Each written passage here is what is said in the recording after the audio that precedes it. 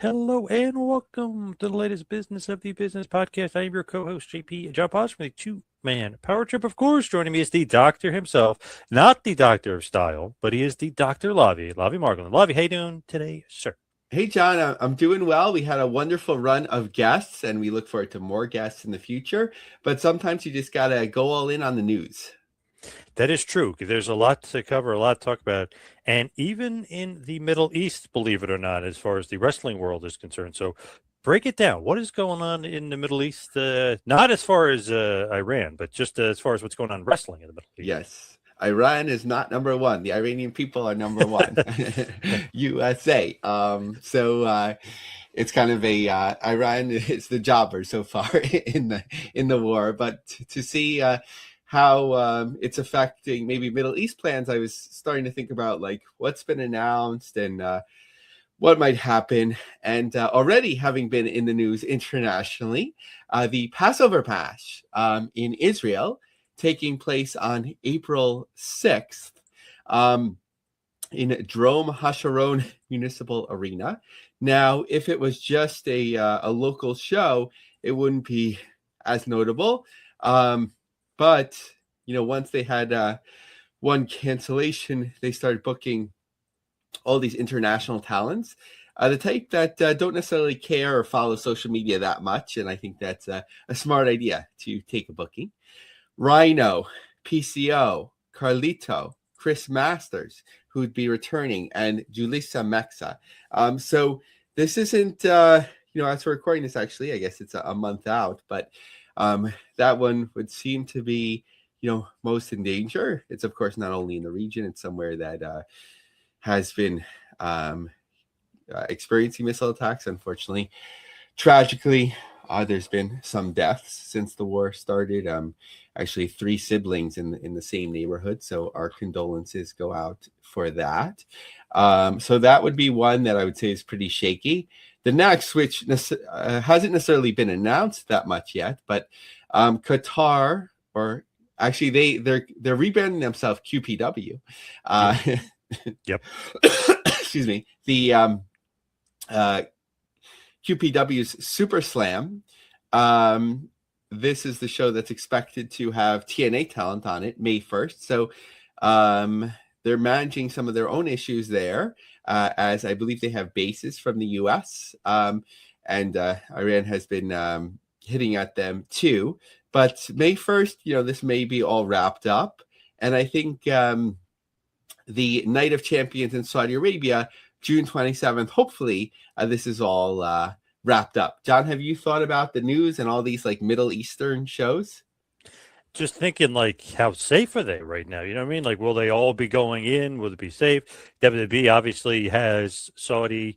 It's not Riyadh where the embassy is, but it's Jeddah. So it's, I think, not that far. I mean, I could be wrong on the geography of it, but like that makes me worried. Then WrestleMania kind of make like with that, like, is the safety now a concern as far as that's going on? Yeah, and it I guess interesting is the word, but it'd be interesting to see if there are still issues. I don't think they'd be going if there's like no flights going in and out, but like if it still seems pretty shaky related to Saudi Arabia, how much WWE would do a trade-off between the safety of the talent and making the money. And we saw some issues with the planes being delayed before, but that's a whole different level. So as far as that's concerned, I feel like definitely it's something to keep your eye on, especially with TNA, right? Then them doing some shows over there, very recent, like it's very close to coming up. So it's like, wow, it's like just something to keep your eye on, and hopefully everything goes according to plan. Yeah, with TNA, this Super Slam event, I don't know anything about the financials, but they sent the Anthem financial guy there last time, who was actually quoted in some of the local media. So it must be financially a very important thing to them. So that would have a pretty big impact on them if that doesn't come across. But there are a whole nother month beyond the Israel show. So let's talk about MVP, most valuable promotions. Jake Paul, right? I mean, so are they getting into wrestling? Do they want to get into wrestling? What's kind of the latest? And what do you think about MVP? Yeah, so I don't know, but I've been thinking about them a little while. I think this thought comes from the idea that we've talked about for years on the show. Like, would it be possible to sort of like make a one-off wrestling super show? um, Meaning that, whatever free agents, retired legends that are willing to come back, wrestlers in transition, maybe between contracts, between going to from WWE to AEW, AEW to WWE, or whatever it might be, that you have a one-off show. And for television, that didn't financially make as much sense, but for streaming, it does, meaning that you're getting people to sign up for your service, and it goes beyond like a one night experience. And Most Valuable Promotions has been doing really well with boxing, and now is getting into MMA with Ronda Rousey. So I had to think, like, is there the possibility for wrestling? So the first thing that makes it difficult, of course, is that Netflix seems to be the biggest buyer. And of course, you can have wrestling on Netflix. That's WWE's territory. But, with Amazon, the zone would be a different lower level or something like that. But they've been booking some of these like boxing super cards. There could be something there. Jake Paul himself, right? He's never wrestled, right? His brother is the wrestler. So that's one potential talent that you can use for it. But there's not a lot of people necessarily out there. I'm always curious, like, about Austin's deal, right? Like, he has obviously a relationship with WWE, merchandising deal, and I'd imagine some sort of Legends deal. But I don't know if anything prevents him from wrestling a match. We always hear about rumors about WrestleMania, which doesn't often come to fruition. But I think one of the only mega matches that I think crosses over into the mainstream would be Austin against Goldberg. No doubt about it. But yeah, I think that WWE deal is, I don't know. I feel like there's no way he could do anything outside of WWE. Would be awesome. And it would be cool to see them pull it off, especially streaming when they're doing, like these big Rousey Carano, like these huge money matches. You know what I mean? These big time, not necessarily they're in their prime, but they're such big names that it'll draw. Austin Goldberg fits the bill, if you will. Even like throw Mike Tyson out there when they were doing that with Tyson, like just those huge names in the bill. They tend to kill it streaming. Yeah. So, like, if you can't use Austin, Goldberg and Jake Paul, I don't know. Like, it's a different level. Now Batista, right? Like, he's a pretty big mainstream name, not like the tippy top level, because that wasn't the time he was the star. He's also a Disney movie star, but he's trimmed down a lot. There was No Judgment. There was the picture of him in a dress and I think high heels when he went to an award show. Of course, that wouldn't affect his wrestling, but he might be focused on different things, more sort of getting out there in different ways right now. But he did look. I think they showed like one of the upcoming Marvel movies, and like it did look like him. When he was in the Guardians of the Galaxy movie. So I don't know if he's bulking up or that was AI again. And then, of course, Ronda Rousey is busy with her upcoming fight, like we talked about with Carano, but, getting back into pro wrestling, which she loved, which she basically did it even for Ring of Honor. You need the right opponent for her as well. So I think it's like a viable project. I'm just not sure if the talent is out there right now. It is interesting with him just because, like, he obviously kind of, I guess, say bulked down, if you will. He's not as jacked as he was. He's not a monster. He said that'll get him more roles and he'll be doing more things in Hollywood. But it's funny that he did that, and then his next two movies are exactly what he said he wasn't going to be doing, which are like action movies. So he's doing that movie, The Wrecking Crew with Jason Momoa, and then he did that movie Trap House, which is now out on Netflix, which is another action movie. So it's like you slimmed down and you did that so you'd be doing more like drama roles, and he went right back into exactly the roles you would think that he would do. So I was like kind of confused by that, but he could do whatever he wants. But I just was like, man, you're kind of trimming down to do the same exact movies you're already doing. Like, how does that make sense? Yeah, and like with The Rock, right? He's like, I want to do a lot of different things, but like when he would do something that isn't like directly action movie. A, it wouldn't do as well, but B, it was sort of like tongue in cheek that he is a gigantic guy and he's doing something that's not action. Yeah. And he's actually booked. I forget what the heck the movie is, but he's basically like a '70s gangster or something like that, or he's the Godfather of a mobster movie or whatever. So he's The Rock. Kind of makes sense that he trimmed down because he's actually filming the role. Batista's trimming down, I guess, assuming he was going to get those roles. I don't know. I just was confused by it. Yeah, I mean, glad he has this career now. I think it's really important for pro wrestlers at whatever level. But I think he sort of lost some of his love for pro wrestling because of like maybe under Vince McMahon's regime. So I'd be curious to see if, he ever comes back, under any circumstances. Of course, you also have Mick Foley, who was thinking about doing a hardcore match a couple years ago. He's lost a lot of weight, but please, like, I hope he doesn't do it anymore. He talks about being in pain or whatever it may be from time to time, and there's no reason to like add on, to that.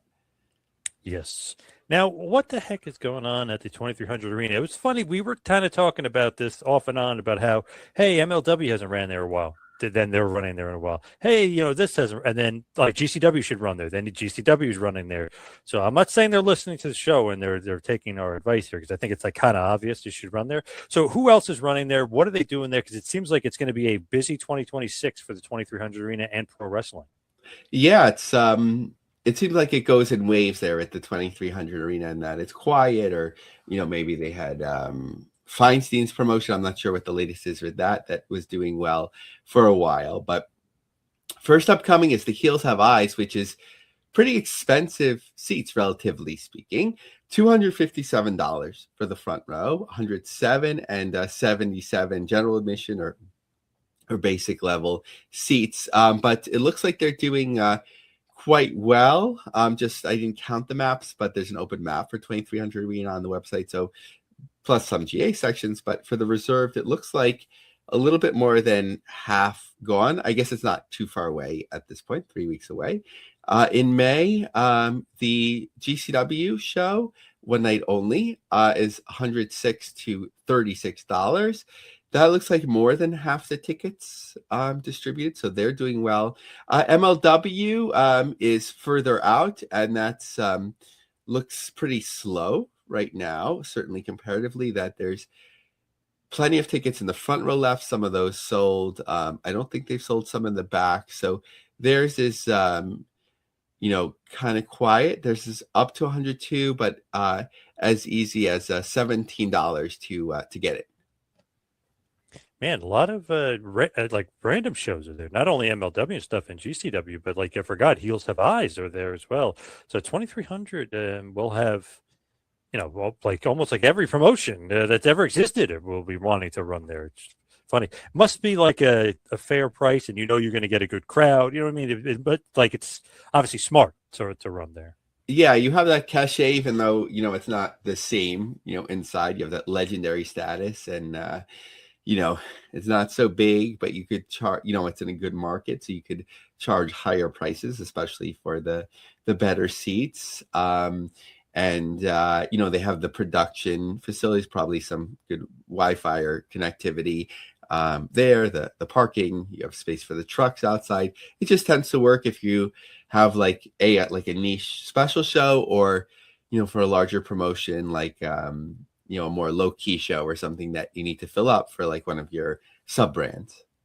It's not too far away from me either, so I don't mind that drive. I actually enjoy that drive over there, and I know it's kind of easy to get in and out and get around over there. To me, anyway, I love the arena. So if you could go to only one, John, and I know you've been sharing information about MLW, so we might have an early favorite, but if you could go to only one, which one stands out to you? I feel like, I don't know, I haven't been to GC Dub, so I feel like I might have to go to GC Dub because I've been to MLW at the ECW arena like handful of times maybe. It's been a lot. It's been a bunch, so I might have to change it up and do some GC Dub. I might have to do Game Changer. Let's see who Janela's fighting. Do you think he's going to bring an ECW legend out of the woodwork? Maybe the Invisible Man. That is kind of funny because it's like, wait a second, Sandman, that's his last match. Is that a joke? And they're like, have repeated, it is not a joke. It is real. That is his real. So how the hell's that going to work? Yeah, But I and we'll guess get that's the into beauty of it, right? We'll we'll get into that later, but that's the beauty of it. yeah, and the other match isn't too exciting either for a real for like a real match either. But we'll get into it. I think I would favor GCW as well. I kind of don't exactly get the heels have eyes thing. Like I'm not like maybe I'm not hip to it as they say, as the kids say. I Yes. kind of like the signage and whatever, but I don't get the crossover. Like, does it have something to do with rap? I'm not like I get there's a vibe there and it's a cool vibe. I'm just not Yeah, I have no vibing idea. with it. I have no idea. But speaking of the ECW Arena, not necessarily they're going to be running there, but TNA did run there. So what is, and I was there. It was an awesome show. But what's going on with TNA Wrestling outside? What's going on with them in Georgia? What is going on with them in Louisiana? So yeah, TNA is doing, I guess, relatively well at the gate. There's been higher expectations, basically leading up to the TV deal, and then once they got the TV deal, like it didn't seem like they're blowing the doors off in terms of ticket sales. I don't know if more was being distributed or things were being more promoted. Maybe make it look for better for AMC. Or a potential buyer or something like that. I call that gussying up the pig by, having more people there and making it look cooler than it is because tickets kind of have been down since then, but not bad, sort of like relatively for TNA. So for the show, I guess it took place yesterday as we record this. For 1,483 tickets distributed, 1922 current setup. Hopefully we'll get from WrestleTix like a final accounting of that. March 6th, so that's tonight, 1,254 tickets distributed there. So that's in Gateway Center Arena, College Park, Georgia. In New Orleans, Louisiana, the Ilario Center, or thereabouts, New Orleans. March 27th, 773 tickets distributed. March 28th, 449. So we'll be seeing if there's a pickup there of a significant degree. The first count of the Wolstein Center from Cleveland, 1,172. That's a pretty good first count for a pretty big venue. It's set up for 4,619, but it's a 13,443 seat venue. I haven't seen a WrestleTix count for Syracuse yet for April 14th and 15th, but a partial setup. And it looks like a few rows close to the ring are set up, are sold, and a few rows in the risers, but plenty of tickets remain. Now, as far as New Japan Pro Wrestling, or no, sorry, NXT is concerned, what is going on with the latest with NXT? I know they've got a big show coming up, but what is going on with them and hitting the road, if you will? So first, and thank you to our friend, the Fast Master, Gavin Brage, for more heads up on the NXT Fast channel. It felt like at first like it would just be embedded in CW, but it's now actually on Amazon Prime. So getting it out there. Of course, this goes through the CW, so they have the opportunity to promote and distribute NXT shows there. But in terms of attendance and so on, March 17th in the Music Hall in Houston, 742 tickets distributed. NXT Roadblock, March 31st, 1,444 tickets distributed. NXT Stand and Deliver in St. Louis, 1,047 tickets distributed in April. And April 10th, one of my favorite venues, although I can't go to this show, Westchester County Center, 1,654 tickets distributed. John, like I think the best comparison right now is NXT live events. Well, not live events, I'm sorry, because TNA does no live events that aren't for broadcasts, but I guess NXT compared to TNA event in terms of attendance, like it kind of seems neck and neck. Like if somebody said, John, you could invest in one or the other in terms of who will have a better attendance in 2026, who are you picking? Ooh, that's a tough one. I honestly don't know because it just seems like NXT attendance kind of isn't where you would think it should be or would be, just judging on, because they kind of do pretty well numbers wise on CW. But then you kind of look at the live attendance, and obviously a lot of the times they're running um, their home base, if you will, at the PC basically. And God, it's like 400 people, like I guess. But then when you see them on the road, it's like 1,000 maybe and 1,200, and like it doesn't actually. I don't know why. It just doesn't seem like it's actually translating. Not as hot as it once was. Because remember they were when Shinsuke Nakamura and Finn Balor and Owens and Zayn and Samoa Joe were there. I mean, they sold a 15,000 seat arena out. So it's one of those things where I don't think NXT's attendance is quite where it needs to be, and that hasn't really been talked about, I feel like. Yeah, I remember going to Brooklyn. Was it Bailey against Sasha Banks for the women's title? And that was a sold out, Brooklyn, the arena there. And that was the same night of ROH was in the baseball park or whatever. So that was super hot. I forgot, John, what was like the catalyst that like brought it back down again? Was there something where like it was just the talents?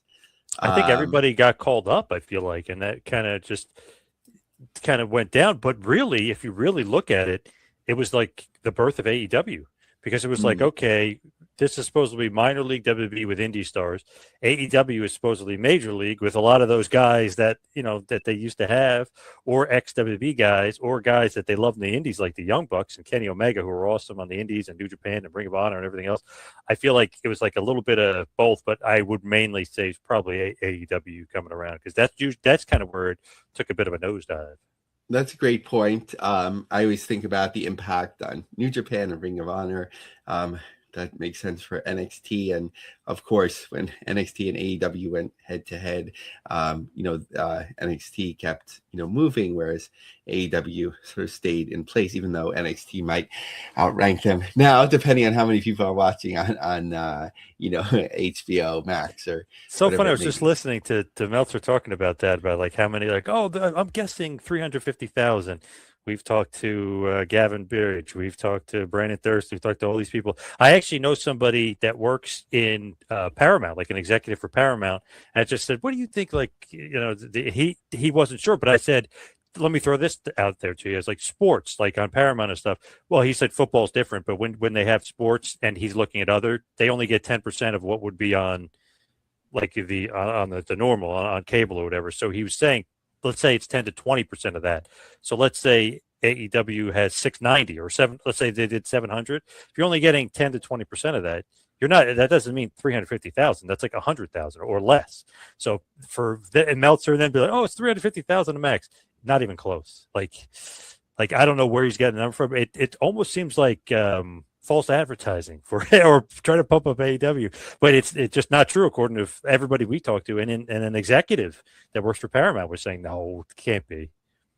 Yeah, that makes sense. Like, especially depending on the platform, that's being used. I guess HBO Max is pretty popular, but like, I think even if it's down now, it's like a smart investment in the future, because teaching in college, I teach a sports and politics class now.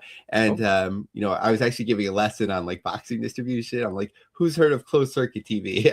And no one. And, like all these sort of things. But I asked them who has cable TV, and no one has it. And I asked them about the networks. They know about the networks, ABC, NBC, CBS, but only because of sports.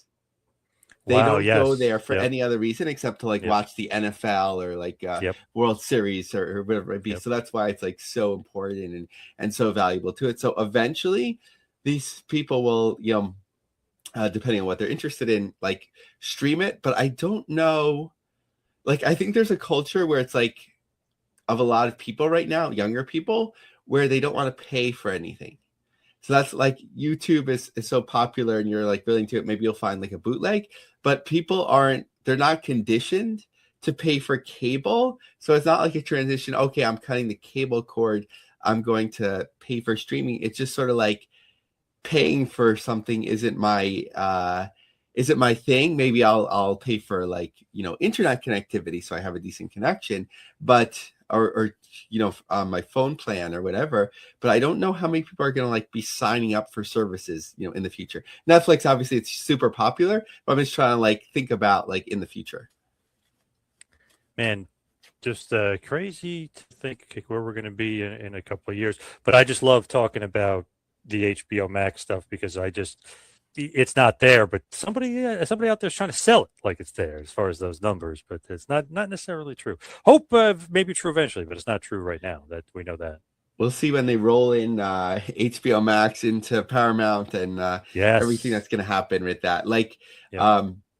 I'm going to keep my Paramount Plus until after the White House card, of course, with the book coming out. But I'm just not. I'm not digging the like current UFC so much. I haven't invested as much to like know like everything about the fighters, and sometimes I watch like the standalone. The first night I watched, the whole thing through. Yep. But like, I feel like you have to know the backstory. But when I watch like the UFC, even in like the dark ages, like they get you up to speed, even if it was someone's debut, like right before, and then same music hits for everyone and you're like invested. I think it's different. Maybe it's like an old school Yeah. mentality to me. I don't know. I can't get into UFC as much anymore unless it's certain guys fighting. So it's like I'll be interested only in those guys, like Justin Gaethje. I had to watch him. I love watching his fight, so I got to watch Gaethje. They don't have many of those guys left. Although this UFC White House card, I'm hearing possibly Alex Pereira against John Jones, possibly Conor McGregor agreed to fight. So then I'll be definitely interested, and I'll want to watch it. But and like Jerry Prochazka, the guys like that, I'm interested in. But they have so many guys on the roster that are like either quote unquote scrubs or guys I never heard of, but they do nothing to promote like exactly what should, nothing to get me into them to find out their backstory, find out who they are. So they'll continue to be scrubs in my mind because I'm like, there's not pushing this guy. Like, why don't we know more about this guy? I don't know. The production isn't up to snuff either because I'm used to WWE production too. So that's a a fault maybe in my head or a false positive that I'm thinking, but I just don't like the production either. Yeah, and Francis Ngannou is a free agent as of today. I know there's a lot of bad blood. So if White is still upset with him, but he's also upset with John Jones, that might be something, have them one knock the other one out or whatever it may be, because they really need like, some big draws for this. Like a lot of people just don't know the international fighters too, like Yep. even if they are the best. Yeah. It'd be interesting to see how they've been doing. I know the first show did pretty well, but I just want to see how the rest of the shows are doing on Paramount. Now, as far as back to wrestling, how did they do as far as New Japan Pro Wrestling in Trenton? I wasn't able to go to that show. I kind of regret it because I heard it was good. Just talked to somebody recently about it. They said it drew pretty well. So how did it do, and what did you think of it? Yeah, so I think in terms of numbers, they did pretty well, like we've been talking about. So the final count from WrestleTix was 2,653 tickets distributed. BetTix a little bit over 100 pickups there. I think like anything under 2,000 would be a disappointment, and over 3,000 would be like a massive home run. So I think they're like right in that sweet spot. Like again, don't know the budget or anything like that, and flying talent in, I'm not sure so much. It's worthwhile, like doing that whatever it's called, the name keeps changing, the Sony Theater in Times Square. This is about the same size and they charge a lot for tickets, and that was sold out. So that seemed to make a lot more sense to me, although they haven't been back, so maybe it was prohibitively costly. I could see booking this older venue at a much cheaper price. Yeah, I think this would have to be a win, especially New Japan still has something in the US, but it's been diminished a lot. But I think this strategy of just running like however many times, whether it's like up to 4 or 5 times in the US, like, and just coming with big shows seems to make the most sense. And they're coming back in July, the G1 Climax in Chicago's Now Arena in Hoffman Estates. So that's a very well branded show for them. And they've always done well in the market. And they weren't here, not, I guess it would be a year by the time they return, but it doesn't seem like that long ago. So I don't think they'll see last year with the retirement match, but they'll probably do pretty well. So let's talk a little bit about GC Dub, just because I want to see how they're doing and how the spring break is doing for Joey Janela. Yeah, so just covering that with GCW this time around, and we'll do the deep dive soon. But Brett had tweeted out they surpassed 1,000 tickets, although a few weeks ago he said that they were close as well. So I don't know how that momentum is going. Their records, and he has talked about this before, Spring Break 2, or at least shared with me, 2,400 in New Orleans, and Spring Break 9 in Vegas. 2,200. So, okay. Actually, I want to check that against the article that I wrote sometime. But I don't think that they'll break any records. Actually, the second match that I was thinking about, besides the Sandman against the Invisible Man, Joey Janela is fighting, that the boy. What's his name? Hayabusa too? I'm sorry. Oh, I thought you were talking about Hayabusa. No, he's fighting Oh, Brody Lee Jr. yeah, Brody Lee Jr. Yes, thank you. So, obviously you could do something with that, and Brody Lee Jr. seems to have a bright future ahead, and everyone is obviously rooting for him as well. But it's again another match where it's like, okay, but right, like, so you have Hayabusa too. That's actually a really interesting match, right? Because Tanaka is in that as well, that tag team match. So that's very intriguing.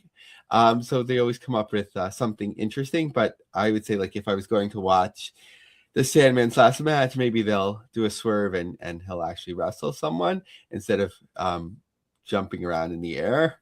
But it just seems a little bit disappointing. So what is going on with the Palms and the Palm Slam Fest? What is the latest? What's going on? Because they got a bunch of shows coming up. Yeah, so Paragon, announcing very recently this Slam Fest, which also includes like different podcasts and a Mick Foley show and whatever it may be, all centered around the venue, similar to GCW last time, with wrestling, not necessarily around the clock, but a lot of wrestling. So not a lot of ticket movement. Clearly, Stardom is ahead of the others. They've cleared out not only around the ring, but in the first riser, some of the center there, but with the others, including even CMLL, it's a struggle. They announced it very late, so maybe people are committed to the collective or other things, or have different travel plans. So as far as ROH is concerned, do they have a new home? What is going on? What's the latest with ROH? I saw they had TV tapings. They have a new studio show, if you will, in Jacksonville. But where will this be seen?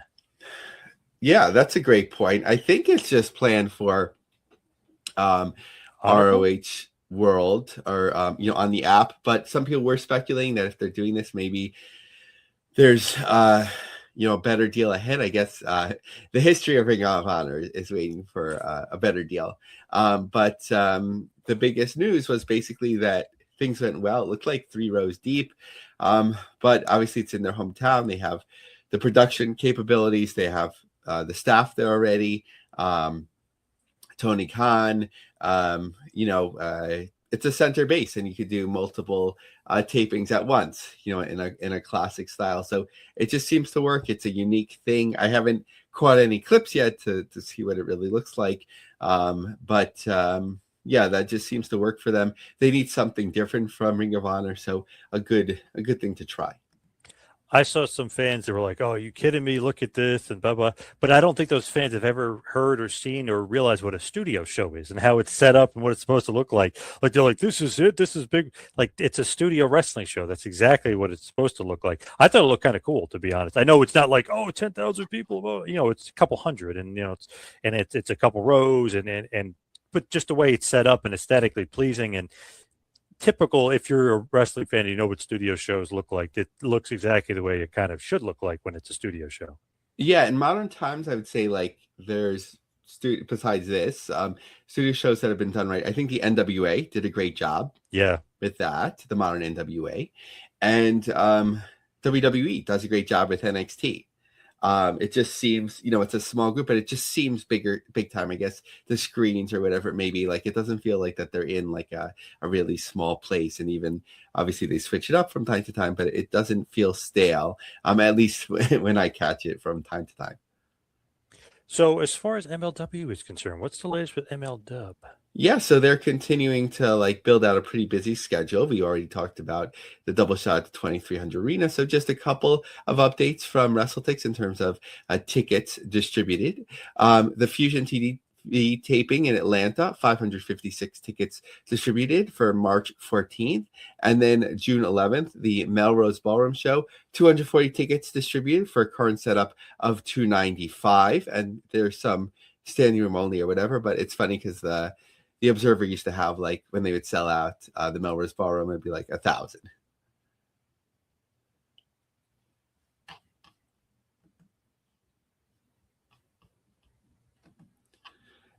So I am going to go now into here and there. Just three of the higher profile shows that we have on the docket: House of Glory and at the big event show, the Super Clash in Suffolk Credit Union in Brentwood, New York. Tickets distributed 354, a current setup of 1165. This venue and this collaboration they had used previously with Mercedes Monet. There's not too many weeks out at this point, if they're announcing some big mainstream talent, which I think would be important to have on the show there. ACW presents Aftershock. So this is the successor to NEW, which is actually still around, but successor to them at the Poughkeepsie venue, best known in the past as the Mid-Hudson Civic Center. They're one of the biggest success stories, and of course, this venue, along with Westchester County Center, you just tend to do really well no matter who's running there. But ACW keeping the momentum going. 1,180 tickets distributed there. And TJPW, the Texas Stampede in College Park Center in Arlington, Texas on March 21st, 665 tickets distributed there for a current setup of 2,713 tickets for TJPW. I think they were being a little bit too ambitious. I know that they had success in Texas last year, but we're again not that far out for this show either. And I think there's a certain amount of niche fans that were willing to travel the first time, check it out. But once you've seen it, no knocking their product, I'm not even that familiar with their product, it's hard to come around again, even if, the parts of Texas are different. You can't expect, okay, we're going to do really well in Texas, no matter the size of the venue that we pick out. And this one is a fairly large venue, 6,429 tickets at max. Sorry about that, Lavie, for a second. I had an emergency phone call, so I had to break off for just for a second. But no problem. But John, don't worry. We did the here and there. That was not lost. I was trying to listen. I was like, damn it, I wanted to say here and there. But all right, damn it, Lavie. All right. You had to do it. But great job breaking it off on your own. I love it. I love here and there. So I just want to throw that out there. That is the best part of the notes, if you will. If to break the fourth wall, like Rhea Ripley and Jade Cargill. Yes, breaking down the fourth wall. The here and there or the other in the Observer was always my favorite section. I know Dave Meltzer is getting a lot of crap online, but yes. He certainly has a wonderful history of wrestling, whether some of it, as more research is done and there's more access to tools, some of it can be disputed. That there's such a wonderful tool, and that's something that really exposed me to more facets of wrestling, in addition to cable TV, late night TV breaking through, and obviously the internet. But before that, the after mags, and when they would have like what was it, like Around the Horn, or like different sections spotlighted where you'd learn about things like Portland. Now, when we were talking about Meltzer before, I was saying, obviously I think his information or whatever he's saying about the max numbers are wrong, but I love Dave. He is really a fountain of information. The Observer has been the best. It's really kind of the number one if you want to look at historical stuff and look up stuff and know stuff and find dates and places and information. He's the one. He's the one definitely to go to. So no knock on him. Love Dave. But some of the AEW stuff is I think wrong, and we've talked to many people about it. Even the pay-per-view numbers that they put out there are completely wrong. So just throwing it out there, and I love AEW. I watch every week, but I'm just saying, the numbers are not there. But for some reason, there is some sort of push to pretend that they're there. I just don't get it. I think he genuinely believes it if he's reporting it. Yeah, of course. Somebody's telling him. Yeah, somebody's telling him. Yeah. And like, I don't think Tony Khan is desperate for Meltzer to report it. Like, it doesn't benefit him that much to make it seem, hotter. So, I think Tony's doing okay financially. Yeah. They'll be fine. Yeah, there must be reasons. Sometimes people like look into it like too much, but clearly Meltzer has always had his like favorite style of wrestling, where it was like less psychology, especially like lucha, and then reality of Japanese wrestling just always appealed more, and everyone has their style. But it's interesting that he was never reflective to be like, yes, but the most important thing is making money, and this is what's working now. So that's what's important. Yeah, that's the funny part. I've interviewed him a couple times, and I was like expecting him. I'm a big Hogan guy. I'm expecting him to be anti-Hogan. He's like, oh no, he's the biggest draw of all time. He's the biggest moneymaker. So I was like, how come that's not reflected in anything that's been out there? Like, so weird. But when you ask him about it, he's like, oh yeah, he's the biggest draw ever. He's like, wow. Not counting obviously like old school. If you want to go Jim Londo's and you want to figure out the money how it is, or Ricky Dozon or Santo, he was just saying he thinks Hogan was the biggest draw. So I was like, wow, I'm surprised, because that doesn't be like reflective of the observer at all. John, I wanted to ask you, what did you think about that auction? Were you following the auction of the boots, the WrestleMania boots? Yes, I can't believe over $1 million. And Logan Paul was outbid. He's got a ton of money. So that is awesome. That's crazy. I was thinking to myself, I was like, man, I'd love to have not only the WrestleMania 1 boots, which I thought were cool. I wanted those NWO boots that he had from WrestleMania 18. But they sold for a couple $100,000 too. So I'm like, God damn. Too bad I'm not rich and I didn't have that. But I would love to have those freaking boots. I love that a WWF wrestling, if you will, memorabilia went for that much. You know what I mean? Like, that's rarefied air. Yeah, I remember being shocked the first time. Like, I guess it was just off my radar for years. Like when the trading cards like came out as like super valuable, like the Hogan rookie card, and then there was like what was it, like a Deli's like card set or something from the South, which was pretty rare. Because I remember like in the 80s, like, yeah, I would buy the wrestling packs, but those you just like shoved in a shoebox and you didn't put in like a sleeve or protector or anything like that, because nobody cared about them. That was kind of like the equivalent of like movie cards like E.T. or I guess the Star Wars one now are very valuable too. But like it was really the baseball. And then I guess was anything even close to baseball? Because the football, the hockey, basketball. So I think it was baseball, then basketball. I think the hockey were maybe even hotter than football cards. Wow, really? That's kind of surprising. Yeah, it just seemed like the football, like it didn't, at that time at least, it didn't cross over as much. I do have like a what's his name? Randy Moss. I have like a sealed wax set where like that was the set where Randy Moss's rookie card is in.